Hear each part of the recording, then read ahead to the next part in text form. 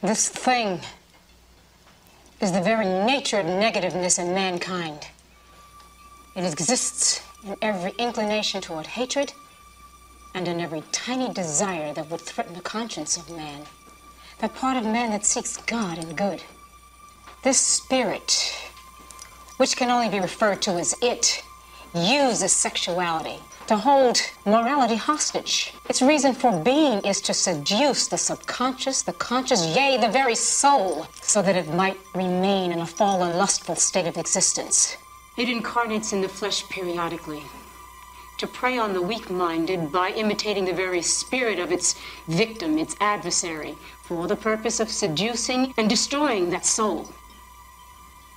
In the game of sensual manipulation, it is unrivaled. She could only achieve a real victory through the destruction of a truly innocent person. Someone like your Joel, who is the very last of his ancestral line left alive to teach what is right.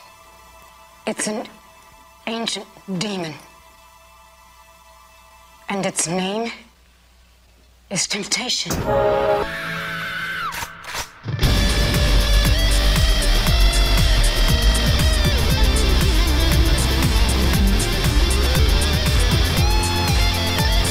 What's going on, everyone? I'm Heath. And I'm Jay. And you're listening to Host of Horror, show where we discuss and review horror films based off of predetermined themes of the month. Jay!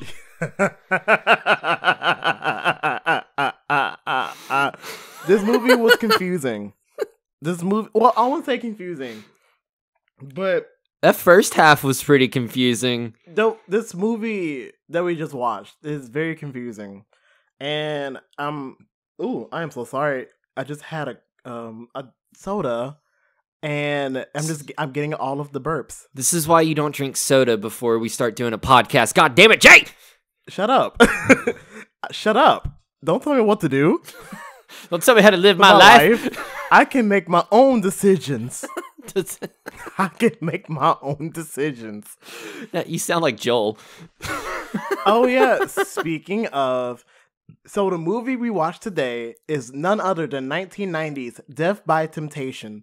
DEF, Jam by the Temptation. Yeah. Def Jam by Temptation. Yeah, it's actually what I could tell is basically a passion project of James Bond the Third. Because he not only wrote it, he produced it, he directed it, and he starred in it.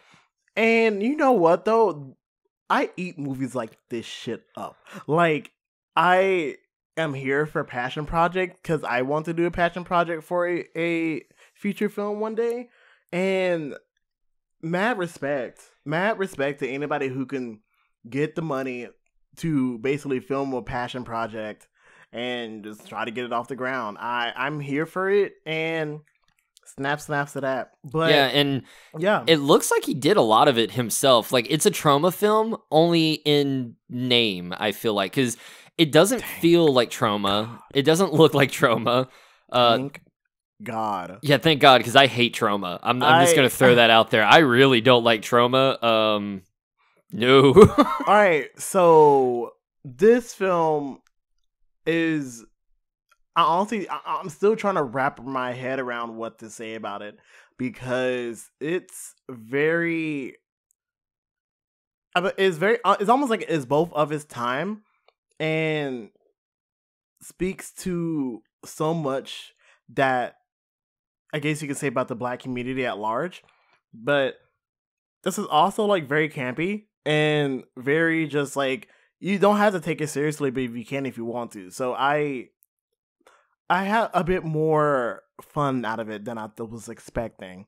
Man, my expectations were like absolutely zero, because this is going in blind. I was going in very blind with this one. Yeah, I only knew the plot, and just going off the plot, I expected like a really good time. And I'm gonna be honest, like the first half, I wasn't having that great of a time. I was like, okay, this is okay. It's nothing special. Whatever. This is probably going to be a short review. But then that fucking second half comes out of goddamn nowhere, and I'm just like, yes, thank you. This is what I was expecting from hearing Samuel L. Jackson in a 1990s role as a preacher fighting a succubus. This is what I wanted. Yeah, so basically looking into this film, yeah, of course it was written, directed, and produced by James Bond III. Also stars in it. He is Joel. He's Joel. And honestly, I was not expecting him to look the way that he looked. No, I didn't either. Like, he looks so normal. He looks super normal, but like uncannily normal. Like, he looks just like his part. Like, the role he plays, he looks like someone who is learning to become a pastor. Yeah. He looks like a fucking deacon. He looks like a pastor's, religious family's, like, protege. And honestly, through. And honestly, based off, like, the story, because he wrote it, so you know some of his life experience came out on the final product. I genuinely feel like that kind of battle with faith in the movie that we get was his own internal battle.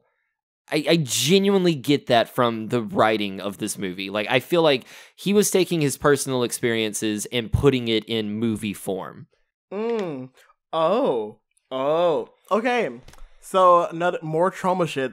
Apparently, I just found out that according to a commentary track, Lloyd Kaufman actually DP'd a couple of reshoot scenes.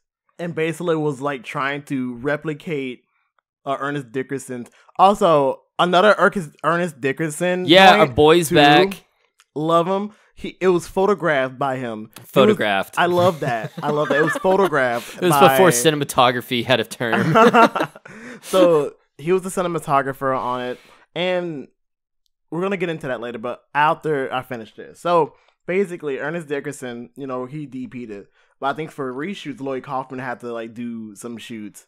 And I think that's where he came in, or more so where Kaufman, that's where the trauma like esque stuff came in. Yeah, because like that opening scene with the bartender, just the dialogue he was having about like telling a woman to get an abortion, and oh my god, and him running and that Evil Dead style camera coming after him, where you see his big ass slong dangling. Oh, that screams trauma to me. Okay, so. Actually, while we're on the subject, let's get into the plot, because that first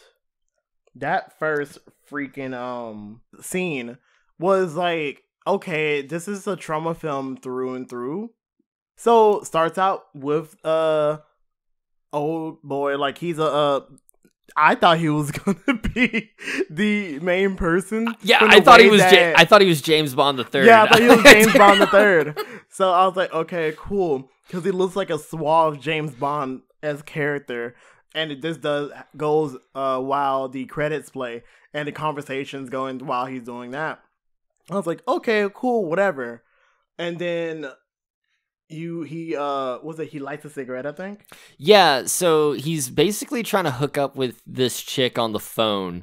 And at the same time, he's delivering a drink to this woman. Mm-hmm. Well, the woman kind of gives him this eye, and he's like, all right, bet. Hangs up the phone, lights her cigarette, and this is where they have like a little conversation. And this comes back later. That's the only reason why I'm bringing it up. And she's like, you should really, because he lights it with a match, her cigarette. She goes, you should really use a lighter. The flame lasts longer. So anyway, basically she picks him up and he goes back to her house where they have freaky, sexy fun time. Man, when I tell you, I was like, okay, this is trauma, but I was like starting to feel it. I was like, okay, I knew there's gonna be a trauma film, so there's gonna be some kind of shit happening, but I think I was kind of a big fan of how that scene started, because it was very like continuous. And it was like a long-winded shot. Yeah. And it honestly kind of feels both like Dickerson and Kaufman were like right there together in those scenes, because it feels like it's both their works kind of like colliding in that scene. The only thing I don't like about it is it screams softcore porn. Like, it really does. Like, hella hardcore. And it kind of just took me out of it for a minute. Hardcore, softcore. See, hardcore, softcore.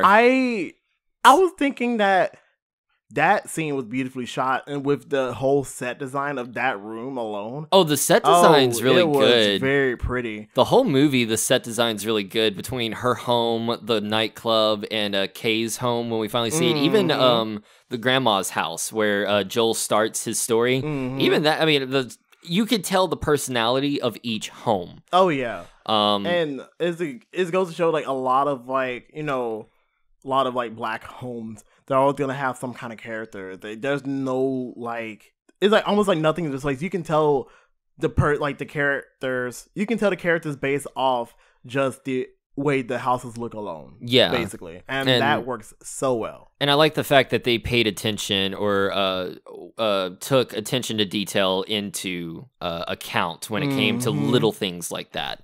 So I appreciated that. So anyway, bartender and temptress have a little freaky sex going on, and they end up getting into the shower, which looked like the most awkward makeout ever.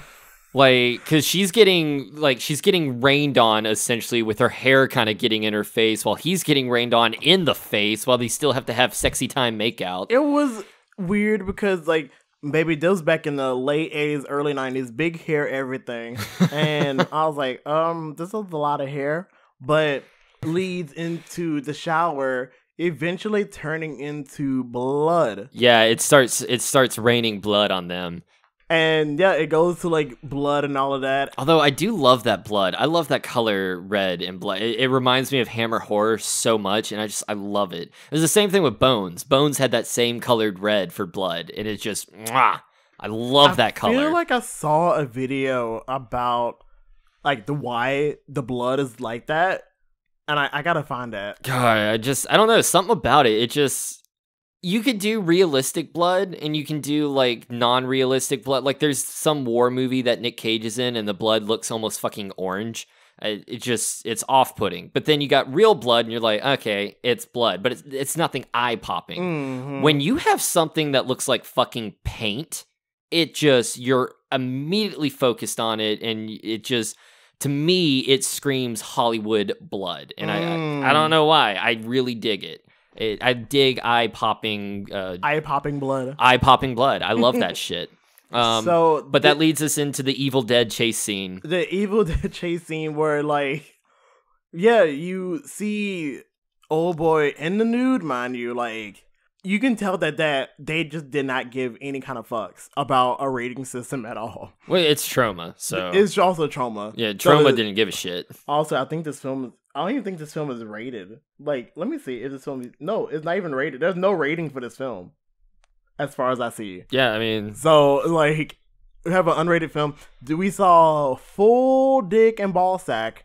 Like, you saw like old man like in the nude, just like running to his death. And you have, like I said, the Evil Dead chase scene where it's like it goes towards him and he's like screaming, and then all of a sudden you have bam on the other side of the door, blood just kind of like started forming on the side under the door.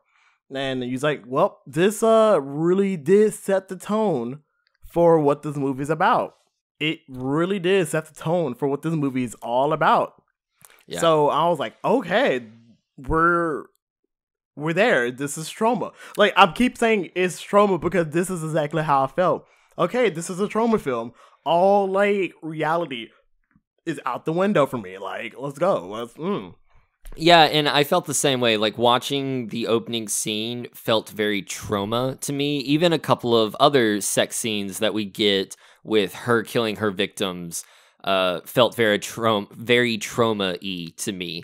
However, when you really get to the meat of the story, where it comes to like Joel's predicament, when it comes to like Kay and Dougie and all that, that's when you can tell it's a completely different story. I honestly feel like I feel like it's the difference between Kaufman and Dickerson, because when you look at this film, it screams, it feels like a Dickerson film. Like, he has his own style based off like all the stuff that he's done with Spike Lee and his own efforts. You can tell that, he knows how to run a fucking camera. And he's just a cinematographer for this one. Like, this was one of his first gigs, really. Like, but you could Jesus, the lighting in this movie is so good. Oh, the blues and the reds. It just... So, another thing that caught my eyes, like, after the fact, I realized that a lot of the actors, like, even with Samuel L. Jackson in an early movie, a lot of these people are from a lot of Spike Lee's joints. So, you can tell there's maybe, like, a small Spike Lee influence on this film via Dickerson. And maybe a little bit of, like, I won't say Cosby-ish, but that's only because, like, Kay is basically Dwayne from a different world, which I didn't realize until, like, after I saw the credits. I was like, oh. And with Bill Nunn, who's Dougie, I was like, I know this face. And I was telling Heath, I was like, ain't that Radio Raheem? And as it turns out, it was Radio Raheem from Do the Right Thing. So I'm like, there's the Spike Lee influence right there. So I think this is kind of like a passion project for one of the dudes from one of the Spike Lee dudes want to be like, all right, I want to make my own film. Well, and that's kind of what it came from. I don't know, because I feel like Do the Right Thing came out after this, didn't it? But his Spike Lee had another film, School Days, that came out before. Okay, yeah, because James Bond was in that one. He was in that one, and I think Dickerson. Did Dickerson do that one as well? He may have. Dickerson's been with Lee for a good hot minute. So, yeah, basically with that, that's kind of how I think. There's another. Yep. Dickerson did indeed photograph that one. So yeah. What does it lead to next? It really just leads to, I mean, you kind of get that weird backstory flashback with Joel that makes no fucking sense. Like, it confused the shit out of me, and it doesn't make sense until the very end of the film. So it irked me. But, like, you have Samuel L. Jackson, who I was looking forward to seeing in this movie. I really was looking forward to seeing him in this movie. He's giving a sermon, but there's no one in church except for a little baby Joel. And way in the back of the pews, there is this woman in black. And he's like, why are we doing another retelling of Woman in the Black in the 90s? What is this? So Samuel L. Jackson keeps giving his sermon. And as he's giving his sermon, the woman in black gets closer and closer to baby Joel and ends up getting to the point where she's like wrapping her hands around his head and throat. And that leads to Samuel and I think it's like his wife or some woman. No, that's his wife, I think. It's not stated. It's not stated whatsoever. I just assume it. I'm assuming it's Joel's mom because Samuel Jackson is his dad, but it's not stated. It's not stated at all. But you can assume. But basically, he's saying, hey, you're going to go live with your grandma for a bit. Yeah, they're driving away. And Joel's like, is something wrong? Joel realizes, like, sounds like a smart kid. He realizes, like, there's something off. Like, why am I all of a sudden staying with my grandma? Like, what's going on here? So that and his dad's, like, in the middle of the night speeding down a dirt road. With an old country road. I think with wife in tow, and I think that's after Joel leaves. No, well, they're on their way, and then there's the woman in black that appears in the middle of the road. And the wife is like, stop, you're gonna run her over. And Samuel L. Jackson's like, I don't give a fuck. Run this bitch over. And it really feels like, thinking about it, that there was a previous connection between the woman in black, the temptress, and Samuel L. Jackson's character. Well, feels like it's almost like one of these weird ass prophecy things. And I'm like, he must have to do something real fucked up for this JoJo ass shit to start. Yeah, because this is giving like JoJo's Bizarre Adventure, Phantom Blood, like all over. Like, well. Like, it really is. Because, it's later revealed that Joel is the last of a bloodline. So if he's the last of the bloodline, that means Samuel L. Jackson's part of that bloodline. So there's your connection right there, because he's about to run the woman in black over, but the wife's like, no, and grabs the steering wheel, causing the car to flip over and killing both the mom and Samuel L. Jackson's character. So Joel's the last of this bloodline. And it's just damn. And basically it's going, I can't remember if I'm going to like cut to like a whole different scene or what, but it's like with that, it goes towards, Joel living at his grandma's house, and she's basically like hardcore Christian, basically, I think as a result of everything, I think even prior, they were trying to basically essentially groom Joel to basically follow in his father's footsteps of being a minister, of being a world-renowned minister. And you can tell that, he has a very rigid set of morals because of the upbringing that he got. And his grandmother basically is giving him advice. Yeah, she says when you're faced with a crossroad to make sure you look both ways. And that's when especially when you're close to achieving your goals. Yeah, and that's actually... That was very solid. It's pretty good advice. I mean, I kind of like it. But it leads Joel to kind of reconsider being a minister. He wants to experience a life outside of the ministry because he's been a sheltered kid this entire time, which leads him to calling his friend Kay, who lives in New York, to go visit him and kind of just hang out for a little bit while he figures things out. I honestly thought that he was his brother. I guess because they keep saying it, but there is a moment in the movie where Joel mentions that Kay was part of the ministry at one point, and he left to go be an actor. So I think that's where the brother relationship comes from. Yeah, and you know how we black folks, do play brothers, oh yeah, that's my brother. But he's not really brothers, like a family friend, but that's my brother. Yeah, because if Kay was actually biological brother, he'd be part of the bloodline, which he's not. Yeah, so man. The JoJo references get deeper and deeper. Would the Temptress be Dio? Basically, the Temptress would be Dio. The woman in black is Dio. Dio. Kono Dio da. So I love watching the dubbed version of JoJo's Bizarre Adventure only because the first one, like the Phantom Mask, I think it is Phantom Blood. They're British, and I just love Dio.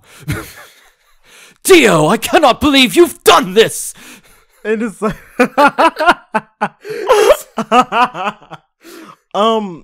it kind of goes into the first part about how JoJo's Bizarre Adventure kind of gives horror, but light horror. But that's another conversation for another day. Only in the first one. Only the first one. But it gives horror-esque stuff. But that's another topic for another day. Yeah, that's for host of anime. Hey. Anyway, but yeah, and I think there's this one scene where before he leaves that I think it closes in. It really pushes in on the woman in black that's outside. Yeah, he keeps having visions about the woman in black. And it feels like the visions are connected to the Temptress in itself, because I want to say that the first victim was in his vision as well. When he was getting up, I think. I don't know. Well, that's later. Okay, that's much later. But yeah, these visions right now is just it's him running away from something. So you have a mist in an alleyway. He emerges from the mist, so out of the fog, out of the unknown, and he's running from something. So he's running from the unknown, uncertainty, and the woman in black is there. So to me, it's kind of a metaphor of he doesn't know how his life is going to be once he takes the ministry job, or what his life could have been if he didn't become a minister. And the woman in black, who is the Temptress, is basically that temptation of leaving something like being a minister. Running away from temptation. Or running towards temptation in this case, because of the visions, that's where he gets the idea to go to New York.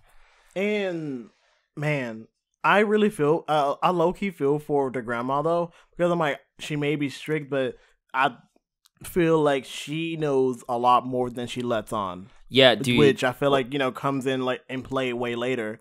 But she knows way more than she lets on about a lot of shit. And I'm like, that's probably a reason why he was so sheltered for so long. So I was like, So I also really did like the little transition scene, though, to where we were heading from New York. And I think it looks like he was taking a bus from North Carolina to New York. And I'm like, oh, so he's also like that, leaving the country life, the small town life for the big city, and the temptations of the big city. So I think that was kind of a parallel as well to all the bullshit that's going on as in this film as well. Yeah, that's like one of the themes I've kind of picked up on is like you're running away, you're trying to like experience the big city, the big world. So yeah. So while all this is happening, you get a couple more to the body count. The Temptress kills a few more. Which again, I really think that's Kaufman's idea. Like every time you see the victims dying, I really feel like that's Kaufman's idea, because in my head, if you're just doing a story, right? Mm-hmm. Him showing up and meeting the Temptress is a little more interesting than you knowing she's an evil Temptress right out the gate. I mean, I feel like I agree. Because it's like, if you think, she's just trying to get some dick, and it's like, okay. But, like, the more you see it, the more it's like, oh, like, there's a mission, and it feels like, wow, you know that, like, they're trying to finish trying to, like, basically defeat a bloodline. It feels like the victims are just kind of like, I don't know, it's just like issues like feeding on them, or what, or she's kind of, like... Is she like sustenance from getting this dick and like basically consuming this, or is she just doing this shit for fun? She's definitely getting substance from it, but I don't know. To me, just storytelling wise, I think it would have been a lot more interesting to have her introduced when Kay shows up to the club and they kind of hit it off. But it's not like the whole reveal when Kay gives. So Kay goes to the club, meets up with the Temptress, mm-hmm. and she asks for his name. When he gives the name, she gives this look like, I know who you are. Oh, okay. That was a really good scene. Let me talk about this bitch here. Like, Cynthia Bond, I wish you would do more acting, because the way that you acted in this was phenomenal. The way that everything just worked, from like Dickerson's obvious influence on this film to your impeccable use of like body language, and especially when you're doing like facial expressions and stuff, it drew me in so much. Well, girl, you are really pretty too. So I'm like, I was like, that was really. I just think that she was one of the best parts. Like, she played an amazing villain. Yeah. So she gets Kay's name, and she basically gives this look like, I know who you are. And from there, she knows that she can get to Joel through Kay. Mm-hmm. And later, Kay brings Joel to the bar, and they talk, and she acts like she's never met Kay. Storytelling-wise, I think that would have been much interesting if you didn't know she was a villain. Like, imagine, like, you just see this beautiful girl talking to Kay, and then he tells her name, and she gives that look, and you're like, bitch, why are you looking? Why are you looking like that? And then next scene, she's meeting up with Joel, and it completely ignores Kay, like never even met him before, and you're like, there's something up with this bitch. But you don't get that nice little, mystery when the opening fucking scene, you realize that she's a killer. So I get that. I really think that those parts, and because even the cinematography, it doesn't have the lighting that the rest of the film does with the 3 men that she kills. I don't know, something about it that to me, that was the main thing that seemed like Kaufman did. Okay, I get that. I think I don't know. I guess it played to his advantage in my opinion, because it's like, okay, we all know that she's the villain, so I was like, okay, we already know what's up. We already kind of know what's going on, and just like you're just along for the ride. Yeah, I don't know. I that's my only. I have issues with movies when I can tell it could have been done better. Like I don't know. That's the filmmaker in you. Yeah, I guess. Anywho, so yeah, Kay meets up, which I love this scene right here. Mm-hmm. Kay meets up with the Temptress, and they have like a little moment, and then it cuts to them dancing on the dance floor, but there's no one there, just blue and red lighting and smoke. Oh yeah, no, that was very beautiful. That was obviously, I'm gonna say, you can tell the difference between Kaufman and Dickerson 100%. 100%, because the way that it transitioned from them dancing to the saxophone player to them in the Temptress's bed. Yeah, well, my favorite thing was like you have them dancing, and then it cuts to the saxophone player, but then it zooms out, like the camera pans out, and as it pans out, you end up in her bedroom with the saxophone player still playing in the background. So there's this. I think that was the part where he was saying, "Man, they don't make films like this anymore." They don't. And this is. I feel like it's very of its time, but now that I'm thinking about it, the film kind of gives like noir light vibes. Like it looks like a film made in the 70s. Like I even said, just listening to the music reminded me of blaxploitation, and I was there for it. This music was I felt like this also like you can tell that they had like a music budget, or they had people on the music team that are like, "Hey, we're gonna put all of this on here," because like the soundtrack was banging. Oh, like so every good. single song, every single part of this soundtrack was a banger, and I need to listen to the soundtrack after this. It was so good. But it ended up just being a fantasy. It wasn't real. She does try to tempt him back to her room, which we all know, okay, she's about to kill him.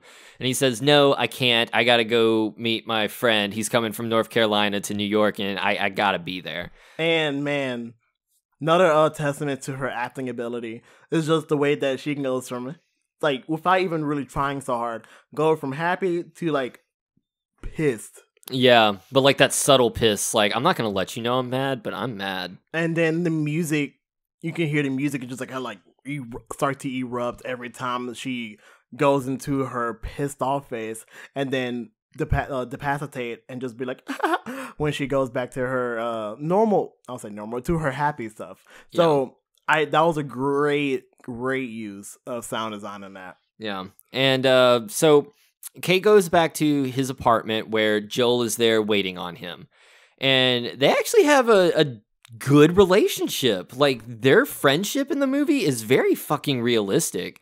Like, they seem like friends in real life. Mm-hmm. And you can tell that, there's this country boy versus big city kind of, I'm going to say shift, but kind of like, you can tell that there's like a little bit of a rift, but not really. It doesn't they contrast with each other, but they also meld because they come from the same place. Mm-hmm. Another thing that I really thought was cute was Kay constantly accidentally cussing in front of Joel, but then taking it back. Like, he'll say, "Man, don't fucking do that. Don't freaking do that to me, man." It's just, I thought that was adorable. It gives off little brother. Yeah, big brother, little brother. Yeah. Mm-hmm. It was cute. And another cute moment was shortly after that, where Kay basically dogging on his clothes, his fucking pastor boy clothes. Man, he looked like an old man. Like, right? That's some shit some old people with. Like, that's some geriatric shit right there. So they had this like cool little like montage of like trying out clothes, and you can tell that this was like the 90s, like the transition into like the 90s, because it was some very 80s ass clothes, from like the really like high up shorts with the long shirts, and the Jordans and the Air Forces, man. I was like, these are looks. Like, these looks are now classic, and it was like, dang, they were really in fashion back then. But it's also like, nah, this is the fact that Kay was dogging on this dude and like was trying to get him to like dress nice. I'm like, man, all of this look whack on you, and then come out with this fly ass suit. Mm-hmm. Like, I don't even think it's like a suit, but it was like, with the cool ass blazer, pants, and like a combo like that. And yeah, because he it was like a black turtleneck, and he was like wearing the chain with the gray with black stripe blazer. When I tell you, dude, he was looking dope. The turtleneck, gold or silver chain combo never fails. There's a reason Lonely Island made a song about it. There's a reason. There's a reason for that. That's the reason why everybody likes to cosplay that one picture of Dwayne "The Rock" Johnson with the fanny pack and the turtleneck. That's the reason. Know what it reminds me of? And it's showing my whiteness, but I don't give a fuck. You ever seen Night at the Roxbury? No. You've never seen Night at the Roxbury? What is that? It's a Will Ferrell and some other guy. it's a movie, and it's just like stupid dudes that try to be cool, but they wear turtleneck and chains, and like the whole thing is them walking down the street bobbing their head to music, thinking they're like super cool. The outfit just screamed what Night they at the Roxbury? yeah, what they wear. So it's good. There's a funny bit in it where like there's a manager that constantly asks one of his assistants if he's tickling his ass, no matter where he's standing. Like no, the assistant could be on the other side of the room, and he'll have a conversation with Will Ferrell, and then stop mid conversation, turn around, and go, "Hey, did you just tickle my ass? I'm over here by the bar, sir. So did you tickle my ass?" What? It's a funny movie. It's a Will Ferrell ass shit. Anyway, the outfit that he wore reminded me of Knights of the Roxbury. So, I'm sorry. No, you don't have to be sorry. This also transitions into them going to the bar, trying to get Joel to experience a little bit of New York life, even though he's also trying to explain that New York is also wild. I can't remember if it was before or after, but he did it like show off like all the stuff like the gun and all of that. Yeah, and like the props that he used for his movies. Well, it wasn't props. It was real, but it was it was. I feel like it was more like stuff that he's talked about, because he talked about the weapons as if they were for defense. Like, he calls the automatic gun that he's got a Bertha. Mm-hmm. Yeah, he calls it that, but I don't know, like, other than that one little scene that we saw at the very, very end on the TV, which we will definitely get to, because that was my favorite thing ever in this movie. But yeah, to me, it was just like self-defense. And he has like a line where he's like, yeah, no, the movies are one thing, but the dangers in real life are much more serious. But yeah. You can tell that you can tell that he's trying to protect them, and I appreciate that. Yeah, but so they're at the bar, and it goes into this like cool little long take of Joel and Kay like trying to find a woman, and then like I think I wasn't really paying attention, but I'm pretty sure like as they're talking, she just kind of like come up. No. Joel shows up and is like, "Hey, I just met a woman," and Kay is like, "Are you serious? I left you for 2 minutes, and you already got a woman? You got a woman without me?" And Joel's like, "Yeah, she's really sweet. She's really nice. Oh, here she is right here." And the temptress walks up, and Kay's like, "Oh, really? Hey, how's it going?" And the temptress is like, "Who is you? Have we met?" And he's like, "Bitch, you being for real?" Like, he even says that several times. Is she being serious?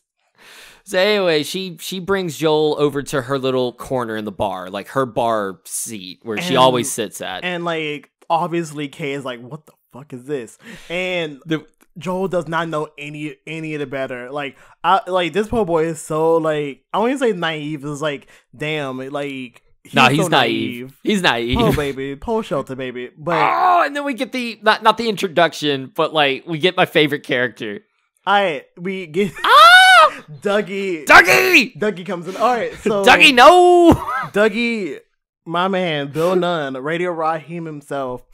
So great in this film. No, he was awesome. The whole time, the whole movie, he's like this dude that just chills at the bar, like a casual, like an everyday customer. And his whole thing is he hits on every single woman there. He even spits game when there's no one there to spit game to, just because he needs to practice. But the only one he doesn't spit game at is the temptress. Because in his own words, that bitch evil. In his own words, was like, that bitch scared the fuck out of me. I'm like, bet. So Dougie and Kay, they basically, Dougie's just basically telling Kay, like, you need to watch out for her. Like, she ain't right. There's something off about her. You need to get your friend out of here. And they have like a little moment when they're back at their apartment where Kay is just kind of telling Joel to, watch out, be careful. And Joel's like, look, dude, I can take care of myself. Like, you don't have to worry about me. And it goes to show how sheltered he actually is. And I think because that's some sheltered shit. Like, you don't say you can take care of yourself if you can actually take care of yourself. And but it's also with that, he also feels like not only that people expect him to, like, don't think he can take care of himself. It's like, it's almost like the expectation of everyone having to be responsible for you is kind of like placed on him because of how sheltered he is and based off his upbringing and his morals and all of that. Yeah, and it kind of sucks. Yeah, and you kind of can see where like he's coming from, because the whole reason for this New York trip is to become unsheltered. To like, he knows he in his mind he knows he can take care of himself, but he needs to prove that. He needs to prove that to himself that he can take care of himself. Yeah, and he just kind of bites off a lot more than he can chew. Walks in right into a fucking prophecy. So it's the next day, and the Temptress shows up, and they have like a little date. But before that happens, so the Temptress shows up at Kay's house. Joel introduces her again, and Kay's like, yeah, no, we've met a couple times now. And Joel has to walk away, get something. And Kay and her have like a little moment. He's like, okay, what the fuck are you playing at, bitch? Like, I know for a fact, we have met before. Like we had a whole little moment. Like, what's your game? And she's like, I don't know what you're talking about. And he gets pissed off. He says, man, fuck this bitch. He turns around, looks at the mirror, kind of just like to cool off. But he realizes there ain't no reflection in that mirror but his own.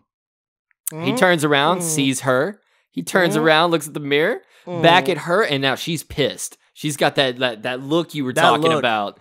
And she's just like, I don't know what happens. Like he basically like calls her out about not having a reflection, and she's like, I don't know what you're talking about, Jay, and like gets that demonic voiceover. Is there a problem? It's like basically like, is there a problem? And then Joel comes back, and her face back to happy, and they go on a date. He lets Joel go on the date.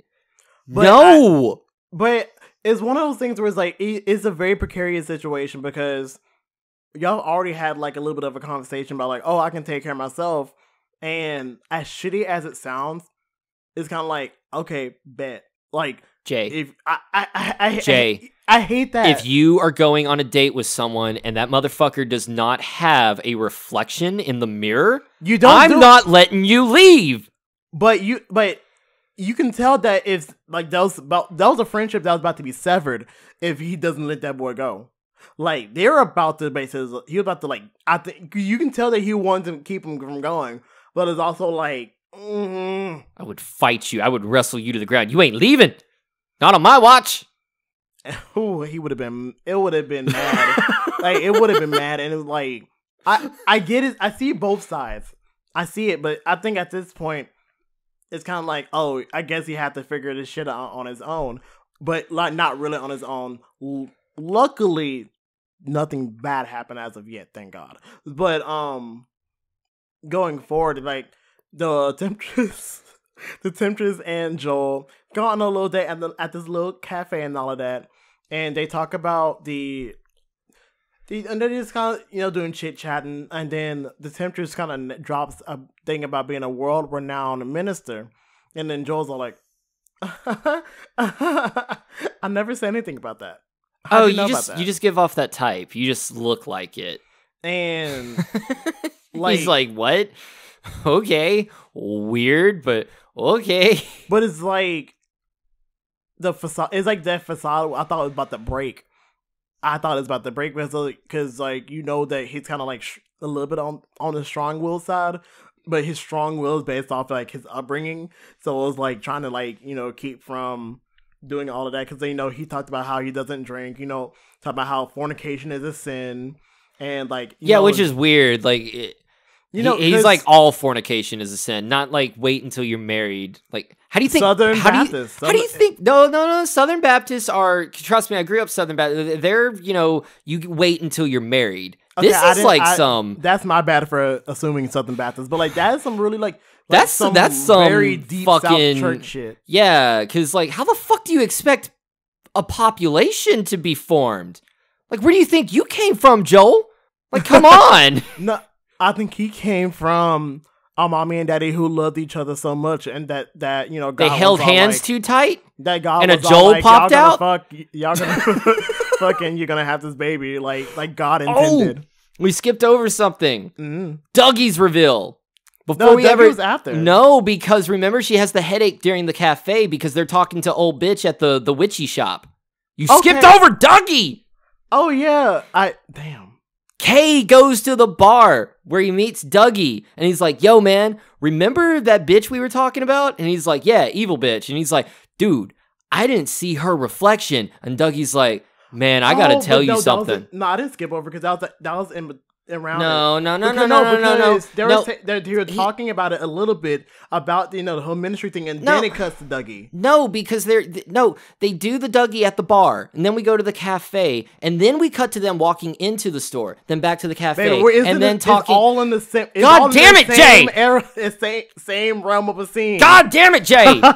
So anyway, we're talking about it. Okay. Anyway. Motherfucker. Kay's like, look, dude, that bitch you said was evil doesn't have a reflection. And he's like, look, dude, I gotta tell you something. I'm actually a paranormal investigator, and I had suspicions that she's evil. It's like, Dougie, what? Honestly, this is the moment where I can say the movie got good.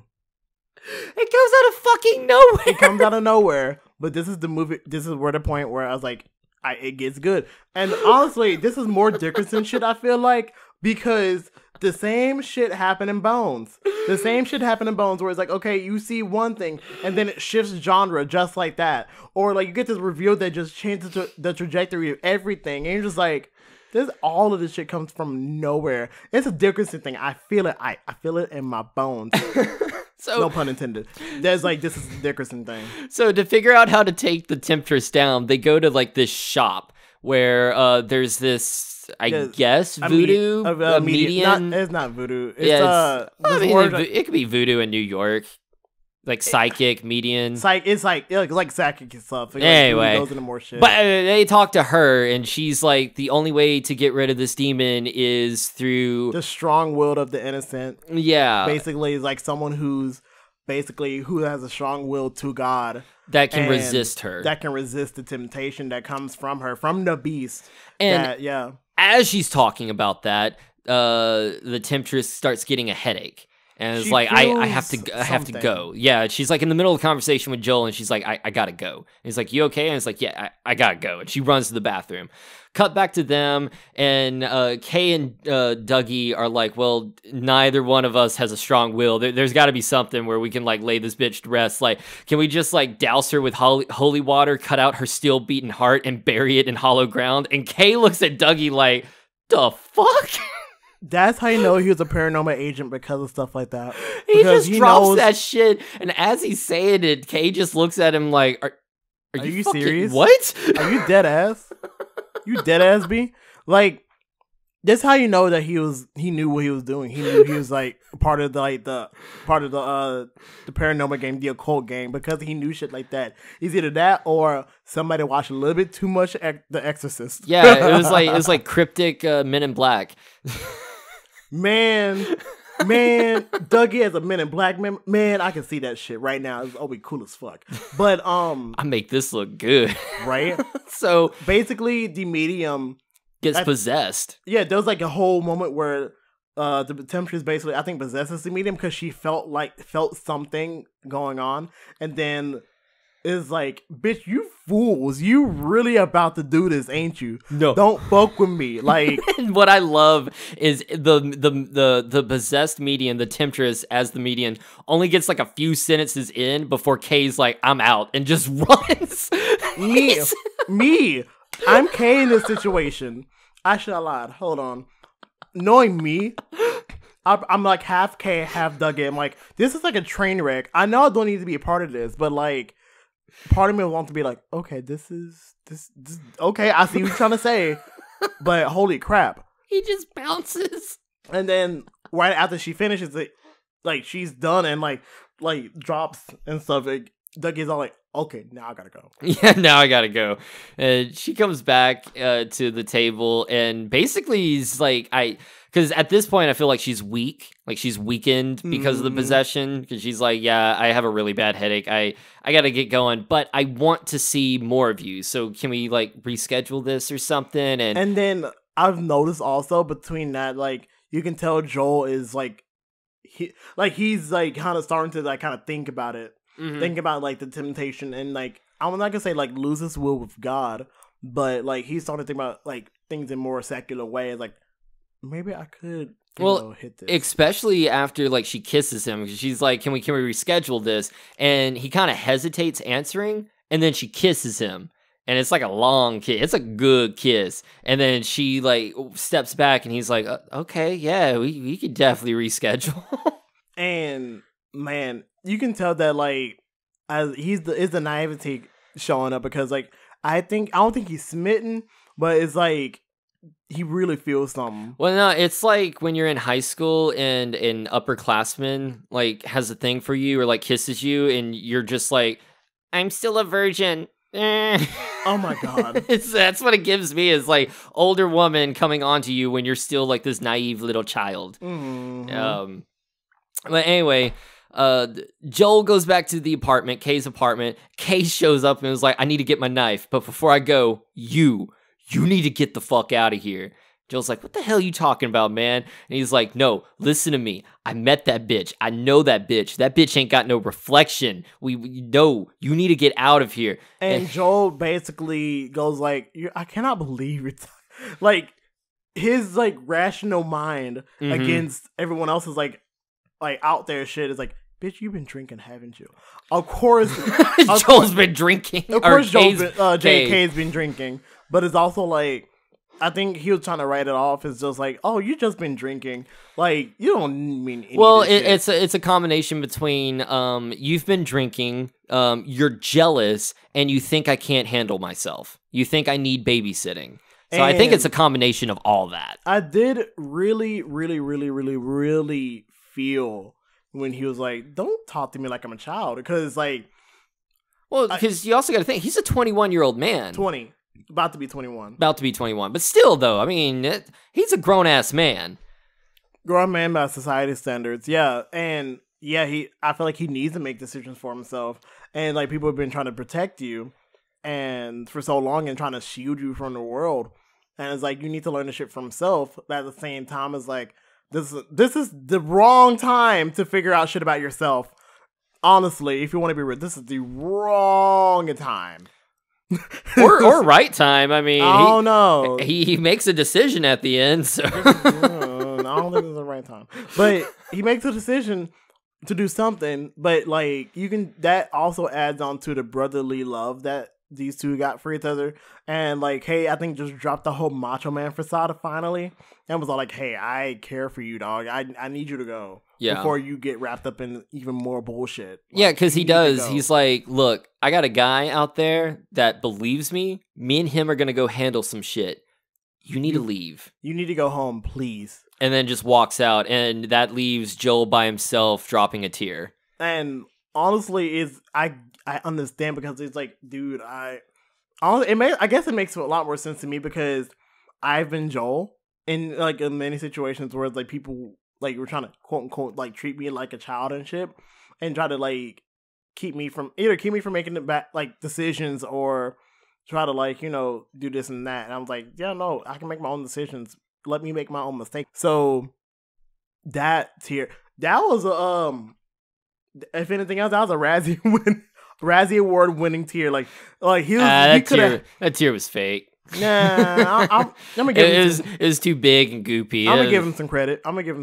Nah, but that was something. It was a good scene. It was a good shot, though. I'll say that it was a good scene. And so basically, I think this leads to Dougie and Kay going to the bar to confront old bitch. Yep. First they meet the new bartender. Because the old one obviously died. Yeah. New bartender, and was like, "Hey, here's some holy water. What you're going to do is you're going to pour this in her drink, okay? And that's it. That's all you got to do. Just pour the holy water. Freshly blessed holy water. Pour it in the drink." Also, I think considering how she already has a reputation at this bar, old boy did not hesitate at all. Yeah, no, he really didn't. He was like, "Okay, bet." I mean, he was a little scared. He was shaking his hand, but he was like, "Bet, I got this." I think he's more scared of like him almost getting like shot and thinking he's about to get mugged, rather than, you know, fucking Kay shows up with a goddamn kukri knife. Like, That's a machete. Goddamn. I'm like, hi, dude, you're just about to go in front of him instead of just like, anyway. So he pours the holy water in the drink, gives it to her. She drinks it and starts like convulsing. Like she's on the ground having a seizure. Like you can tell that like she was about to get the beast was about to come out for real. Oh yeah, no, she did a good job acting with that part too. She does a really good job for her. This is her only acting role, thing. Yeah. Like she did that shit. Did a really good job. Kay and Dougie run in, and they're going through with Dougie's plan. They're gonna cut that heart out and go bury it in hollow ground. Fuck that bitch. However, as they try to do that, bottles start exploding, chairs start moving, and the knife, instead of going towards her, starts turning on Dougie and going towards him, causing Jay to let her go and him to stop Dougie. And that's when she rises up and was like, I'm going to kill both of you. That was an amazing scene. Okay, let's quickly talk about a lot of these transition scenes where she gets up, the blue background against her red, like all of the red that just like comes from her, that irradiates from her. It's phenomenal. And all of the scenes of her, just her eyes with the red light. Very phenomenal, very telling of the kind of character she is. And also, whenever that scene happened with the holy water, you can tell that when she looks up, red. She stares and just like the color just like it emanates from her. And it leaves as she looks down. And I really like that use of color in particular. But I just really like the use of the blues and the reds. Oh yeah, in this movie. Like this movie looks gorgeous. Like it looks like a 70s film, but it's gorgeous. It's so well done. Part of me feels like it was halfway budget, halfway like, oh, this could work. It's really gonna work, guys. But I just really like that. So they basically like they leave. Yeah, they run. They're out of there. But they can't decide which way to go.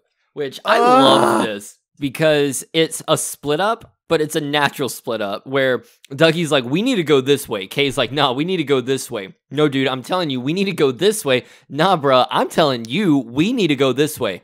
Okay, I'm going this way. All right, I'm going this way. Okay, be safe, brother. Be safe, brother. And they're gone. Mad respect to that scene. And then Radio Raheem, my man Dougie, makes the least good decision. But it's not his fault because, like, the car pulls around the corner and it looks like it's about to run into him. So he's like, oh shit, I need to go. And he tails down a vehicle and shows his badge and it's like, yo, I'm a police officer. I need to I need to get in your car. Gets in the car and he's like, driver, go. As it turns out, was that someone else or that was the bartender? That was the bartender? Yeah, that was the bartender. He turns around and he's holding the bottle of holy water. And Dougie's like, what the fuck? And Dougie turns and sees the woman in black. The woman in black, but her creature form, the temptress in her creature form. And Dougie gets ate. Dougie, no! Dougie, no! And it goes into something later that I'm like, oh, this holds water. So let's go. I want to get to that scene because I really like that scene too. Oh, really? I hated it. I loved it. I loved it because I was like, I should have known it was gonna happen. I should have known. But so we cut to Kay. Well, no. Before that, we cut to Joel at the Temptress's place. Yeah. Because he's like Kay never came back. Because it's the next day. It's during the day, and he's like Kay never came back. So he's with the Temptress at this point. And she tries to get him, like, she starts making out with him again. And he's like, can we just slow down for a minute? And she's like, you know what? If we drink, I think it would relax you a little bit more. Let's get a thing of wine. And, like, that's how you know that something's amiss.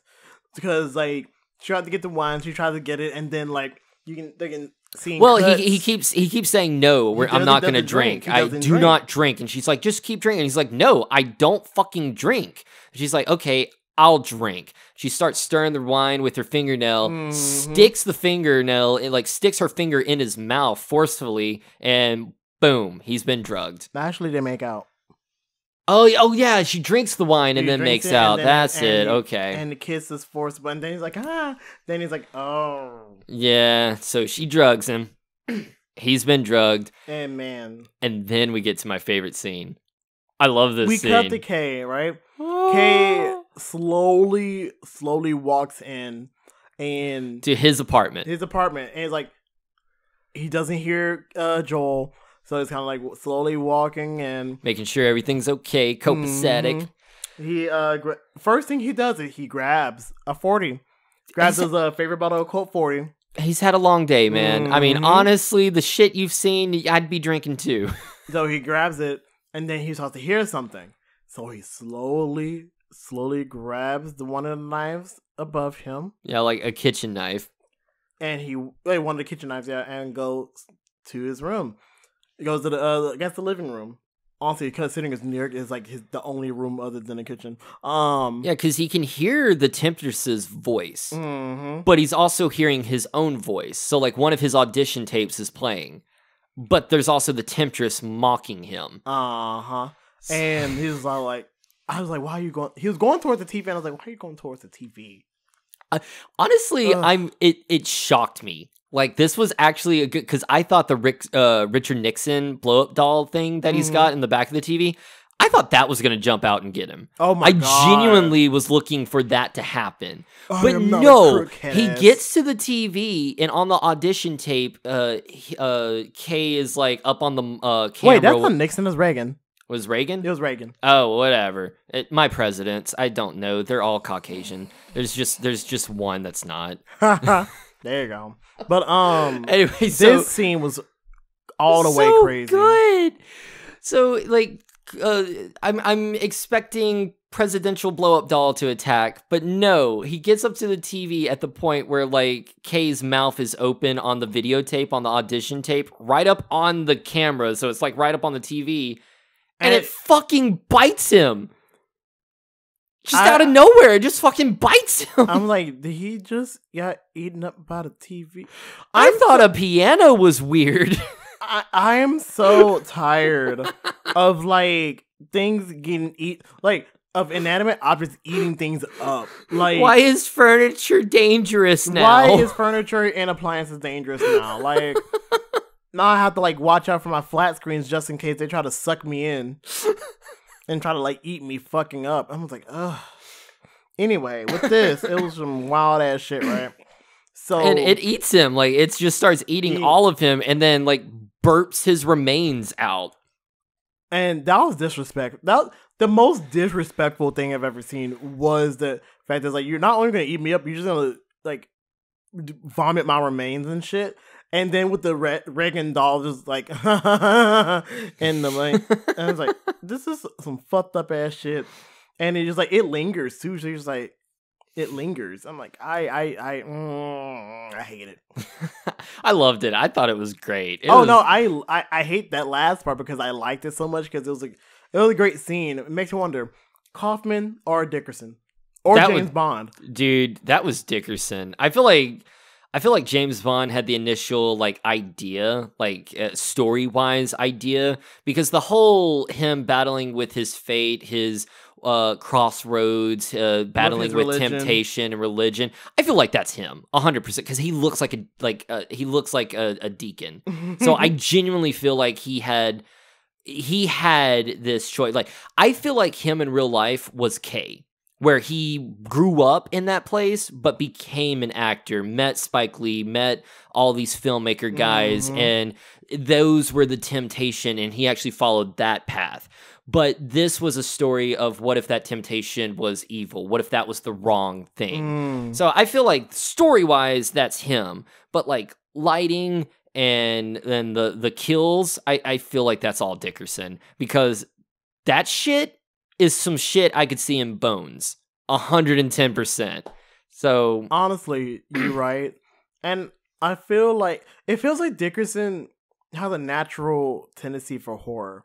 Because like with horror and drama, because like between this, Juice, and like Bones, it's like you can tell that there was a niche that he wanted to achieve, that he wanted to like really like kind of pinpoint.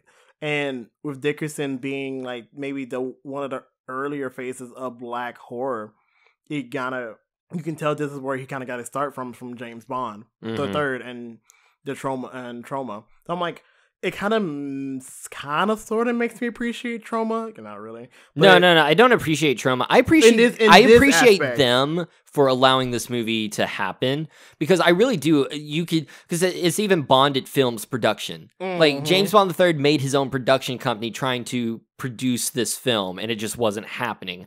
I feel like Hollywood didn't want this movie to happen, and it took Trauma to distribute it. I genuinely feel that. I feel like at the time, 1990, a black horror movie in the eyes of Hollywood wasn't going to make money. And Trauma was the only production company that would distribute it. With the history of Spike Lee and Dickerson, like they had to go outside of Hollywood in order to get his films made. Exactly. So this really does give indie film. This is like a true, I feel like, indie black horror film. Yeah. And Trauma being the non-Hollywood studio it is, it really gives that vibe, but it also gives like very like high quality cinematic vibes because of Dickerson's intellect as a cinematographer. And his natural talent. Yeah, his natural talent and intellect as a cinematographer. It works. And I think there's also just a natural bond, because I feel like that James Bond really had a lot of help with this, because I don't think this is his only film that he's actually like done outside, like not an actor.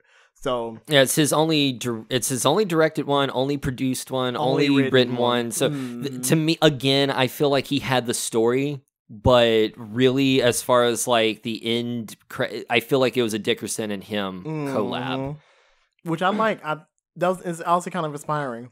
So this kind of leads to like that final showdown in a way. Yeah, because you have no, with his grandma, like that's gonna come up. But wasn't there a scene with his grandma where there were several scenes with his grandma, like she gets visions of the temptress tempting Joel. But yeah, I wasn't gonna bring that up till later, because she kind of like shows up out of fucking nowhere. Oh, I was gonna say like I did like that one scene with the eyes. That that was so creepy.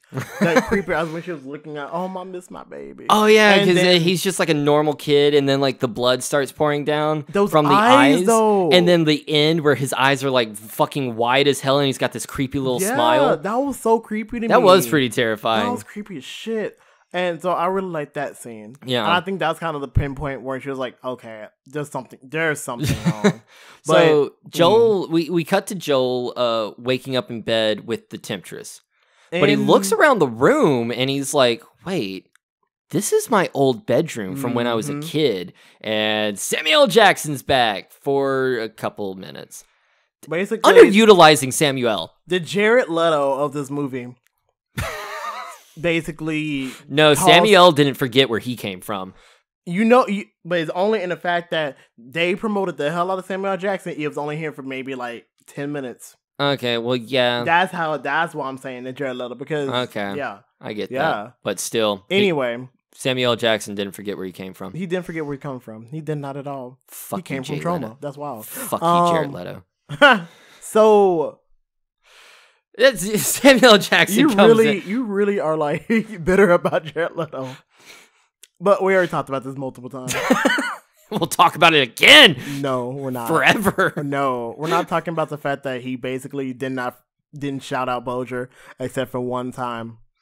Well, no, I don't need him to shout out Bozier, but one time. But like, dude, we live in a shithole. You know we live in a shithole. Help us out, goddammit. You have millions of dollars. Help your community out. Help where you came from out. Honestly, if you're this talented, you know people in the area that could be as talented as you, and you could be helping inspiring artists out, but instead, you're going to fuck around in Hollywood with your Jesus haircut, talking about walk on water bullshit. Fuck your song. Honestly, I expect John Bernthal or Jack White to be a bigger help to Shreveport than, Bernthal's here all the fucking time. Oh, the Green Power Rangers here all the time too. Yeah, he is. I met John Bernthal like twice at work. Yeah. So what's your excuse, Leto? Final showdown. Da-da-da-da. Samuel Jackson's back, ladies and gentlemen. Da-da-da-da. It's the center show off. What? He call him a center.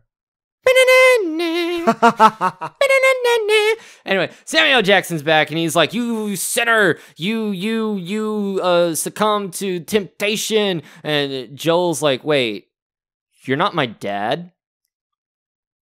That's it. That's about it. Like, Samuel Jackson shows up for a second and is like, "You're a sinner," and Joel's like, "Wait, you're not my dad." Oh yeah, you're right. I'm not your dad. It just turns out to be the temptress. And then, like, I think the temptress is basically choking out Joel. Choking him out, fucking breaks his wrist. That hurt. That, and there's just like nothing, just like boop. Yeah, just boop, broken wrist. And she's trying to seduce him, because once she seduces him, she can kill him, and boom, things are done. She has completed her lifelong mission. But Grandma's here to save the day. You gonna fuck my baby. And I don't know what she was planning on doing, because she did nothing. She was like, "Get off him," and then the temptress starts choking her out. What was her plan? She just felt, the plan was to save my baby. That was the plan. How she gonna do it? Who knows? But the plan was, I'm gonna save my baby no matter what. Like, that's the only way. The only way that something else could have happened is, like, I'm just gonna have to do it. Like, she felt something. She felt something is off. And her suspicions were indeed correct. Yeah. And meanwhile, like the beast is just like basically just vanished her like to the other side of the wall. Oh, and really cool moment was when she has like that hybrid form between her beast and herself. It looked fake, but God, did it look creepy. I think it worked extremely well, considering like this is also, I think, the most expensive, but but cheapest scene, because like all they had was that one green light that they're using, and they went back and forth between shot, reverse shot, reverse shot. That light was in the same spot, but that shit worked out so well to show off the transition to her creepy, very, very just like, I don't want it to vomit that. Well, I mean, even beast form, even like bad prosthetic will look 1,000 times better than like decent CGI. That was, because I don't think it was that bad at all. Well, you could tell it's rubber. I mean, you could tell it's fake, but it looks good for what it is, because it looks real. Like the hollowed eyes. That was creepy. Dude, that I'm gonna have nightmares about that. That was good. A1. That's steak sauce right there. Right. So basically, like, she transfers into the beast mode, and then basically goes right after the grandma.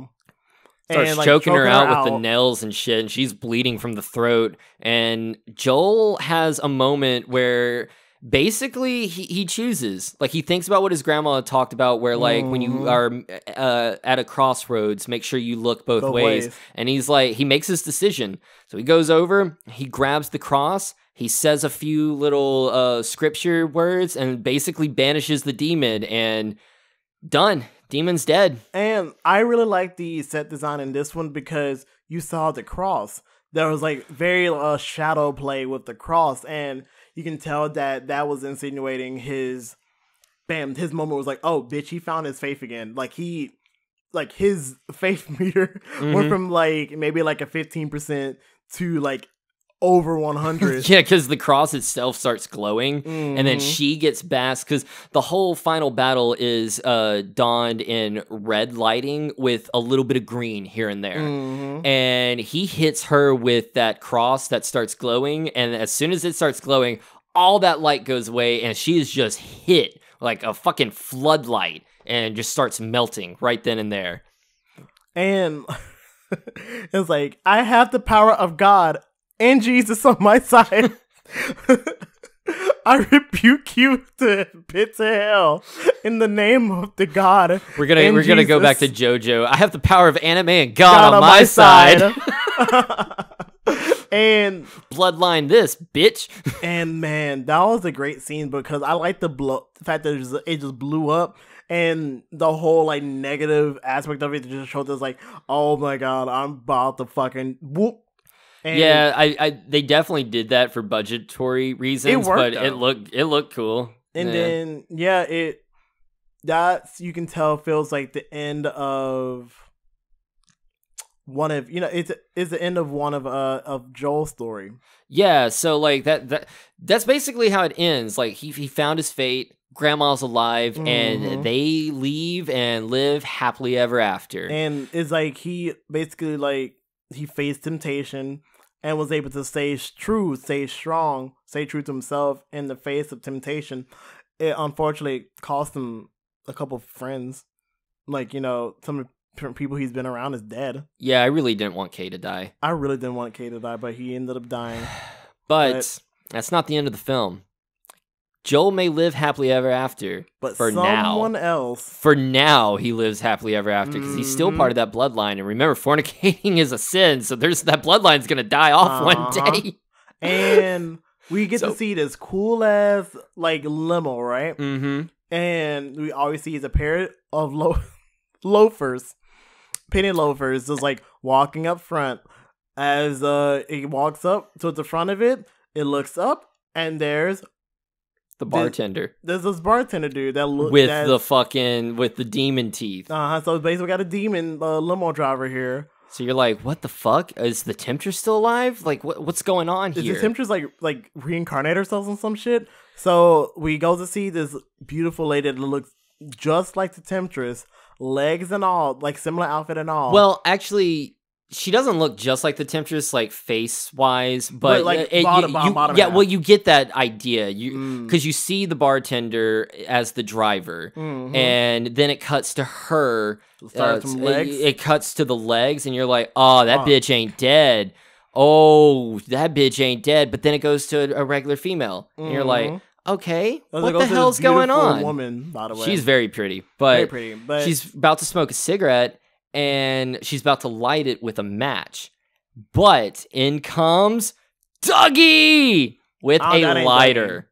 That ain't Dougie. Dougie comes in with a lighter and says these words. If you use a lighter, the flame lasts longer. Smokes and then blows smoke into the frame. And this is where we end the film. Dougie ain't dead, y'all. And honestly, I feel like it gives like off like, oh, Joel ain't done yet. And it's also like, I feel like this was set up to where if they really wanted to make a sequel, they could. I mean, unfortunately, they can't because, one, it's been like 30 some years and Bill Nunn's dead. But well, no, I mean, you could make another sequel. Okay, so reincarnation's a thing for the Temptress. So you could have another body because it's been this long. And let's say like Joel comes to his senses and realizes fornicating's not a fucking sin, idiot, and has a son. So but you could have a really long sequel. Considering that he's a Christian kid, probably gonna save himself for marriage. So, but okay, that's fine. Get married and then have a kid. You could have a sequel. Where's my sequel to this movie? I don't think it's gonna happen. I need one. This would be a good. We'll make it happen. I am not putting myself anywhere near Trauma, even if fuck Trauma. We'll just do it ourselves. Oh my god. Anyway, Death by Temptation 2. Dougie's back. Man, this was.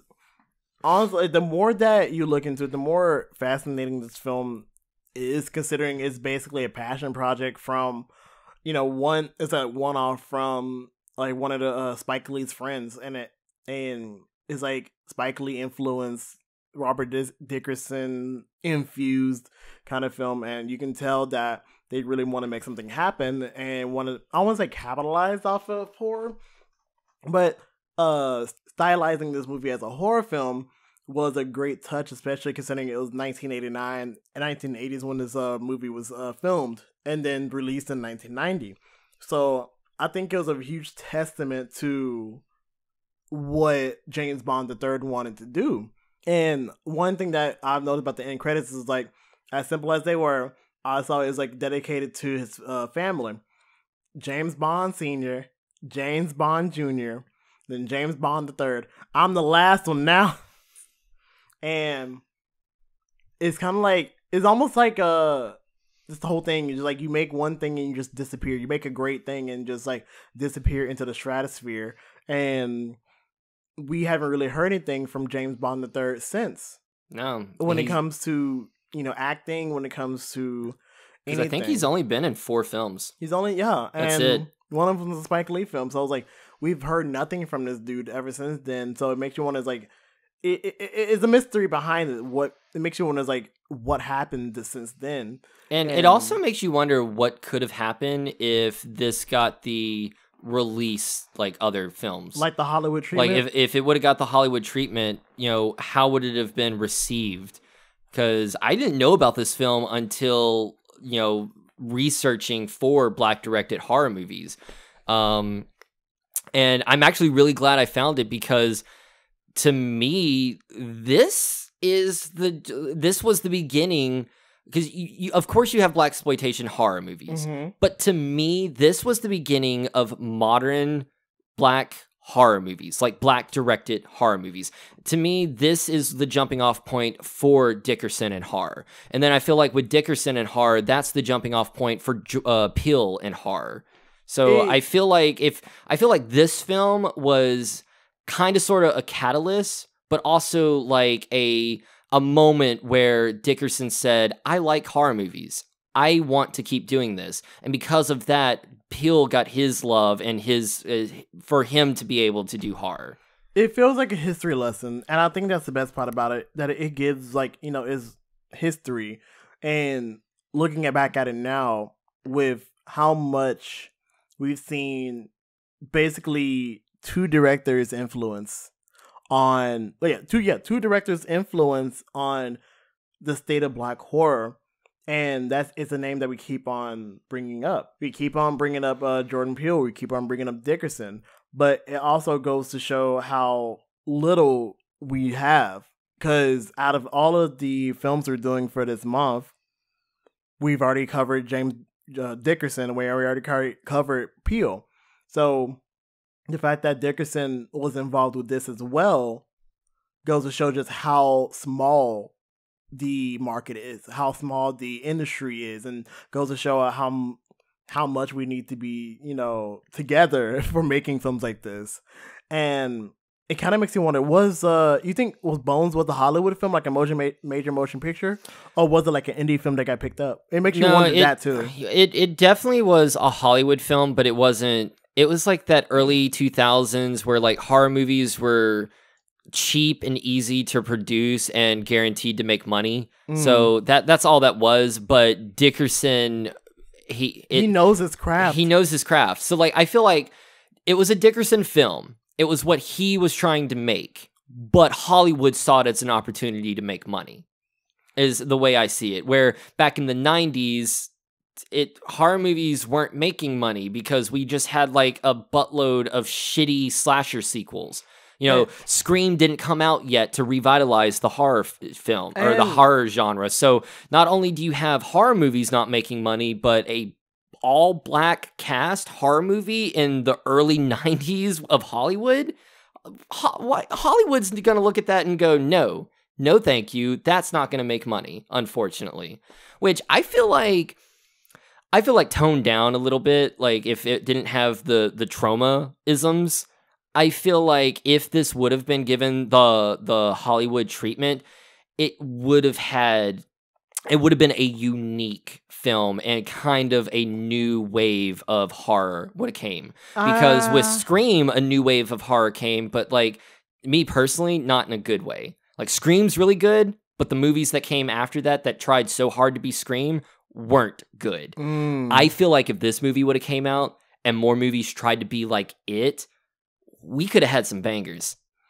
You probably would have, but I also feel like if this got the Hollywood treatment, this film wouldn't have been the same. Oh, it definitely wouldn't have been the same. Hollywood would have changed it. Yeah, and I feel like it would have had its charm. Like the only thing I wish is like if they could have gotten rid of a little bit of trauma-isms and just kept the movie that Dickerson and Bond wanted to do, like get Kaufman out of it and just Dickerson and Bond, but like Hollywood left it alone and distribute it.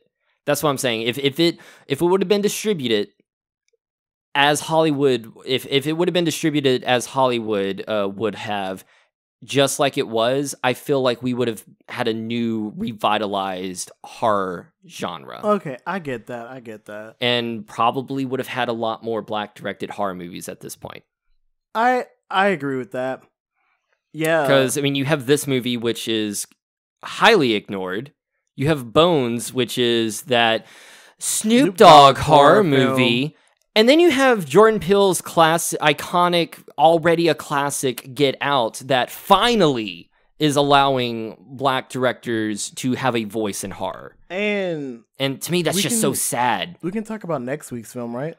I mean, yeah, we're getting to that point. It's almost on our final, or almost to our final film of Black Directors Month. Yeah. And I did want to kind of like, I guess, lightly touch on it while we're bringing up Peele, is that with you bringing up, like I said, a new kind of wave of black horror directors, it kind of feels like, it almost feels like it's outside forces, because with the next film we're talking about the 2021 Candyman film, and that was directed by Nia DaCosta, but it's also goes to show how black female directors kind of like get the shit end of the stick anyway, because despite the fact that it was, you know, directed by Nia DaCosta, it was produced by Jordan Peele, and that was used to such an enormous amount to the point where it gives off, like, if you watch the film, you think it's a Jordan Peele film instead of a Nia DaCosta film. Well, that's how they market it too. Yeah. I mean, honestly, like, I didn't know who the director's name was until looking into it. Mm-hmm. You just watching the trailers, it says a Jordan Peele film, or a Jordan Peele production, or what. It's just Jordan Peele's next project, or whatever the fuck. It was basically like marketed as Jordan Peele's next project, which, while I mean, he was making Nope. And I mean, granted, he was one of the 3 writers with Nia DaCosta, but yeah, it's like he was involved, but it's also like, it wasn't, ultimately it should have been her baby. Yeah, and it really, and like Hollywood kind of made it to where it wasn't. It took that opportunity for her to prove herself as not only like a director herself, but like a director in horror. Yeah, which also makes it sad, because she had that record of, oh god, what was the record? Like, she made like a shit ton of money on this film. Like, the film made a shit ton of money. Yeah, it was a very highly rated. It was like highly, like, money wise, like one of the highest grossing R-rated films by a black director or black female director. But here's what makes me sad. Is that because the film she made is really, really good, which I think so. Or is it because everyone went to go see it because it's a Jordan Peele film? I don't have to answer that, because we all know the answer, which really fucking sucks. Exactly. And I feel like, and I know I'm going to talk about it more coming into the episode, because there's it shows the misogyny of Hollywood in a way, but it feels like it was also, a revitalized, you know, IP based off of this one movie, this iconic black horror icon by a almost no name. Like, I'm not gonna say she's a no name director, but like, because she is big on the festival circuit. Like, she had that one film. I think Little Boots. I have no idea. I think it's something like that. But she's one of the festival girls. So having her like basically almost, if you want to be real, almost like a black Chloe Zhao in a way when it comes to her come up. It's almost like, oh, she didn't really get a name for herself until this and that. But I can talk more about it coming into the next episode. There's a lot I want to talk about it with that. So yeah. Final thoughts? Final thoughts. This movie was fun. A little boring in the beginning, not gonna lie, but dude, when that second half kicks in, I was hooked. I had a good time. I don't know, like, there was some messages in there as far as like faith and religion and stuff like that, but that's really about it. There wasn't a whole lot of substance to it, but gorgeous cinematography, really cool practical effects, and it just, again, it was fun. And I've noticed this doing this month's theme is Black directors have a great way of having every single character, no matter how small the part is, have such big personalities. I mean, they're all great characters. All great characters. And I've noticed it, but I've noticed it before, but it wasn't until like sitting here talking with you and talking with our guest Wendell last week that I've really put it together in my head that there's not a single boring character in any of these movies that I've seen. So just a lot of fun. I'd give it like 3.5, maybe. I'm gonna give it 3, most because I was almost taken out of it until it got good. And once it got good, I was like, okay, I'm invested. So I'm giving it mine a 3. Yeah, like that first half was a little rough to get through. But no, there's a definite turning point. And once that turning point hits, I was hooked. Well, yeah, for a passion project, you did the damn thing, James Bond III. And I really hope that we're out there alive, well, and hopefully making more films or making some kind of content. Yeah, like, I hope you're still doing, you're still putting your art out there. Like, if this is a passion project from you, I would love to see more from you, because this was unique. I would say that. This was very unique. Yes. And Dickerson, man, make more horror movies.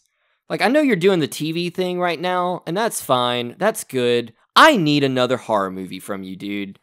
Between Bones, between this, between Demon Knight, I just need more. I want you to do more, man.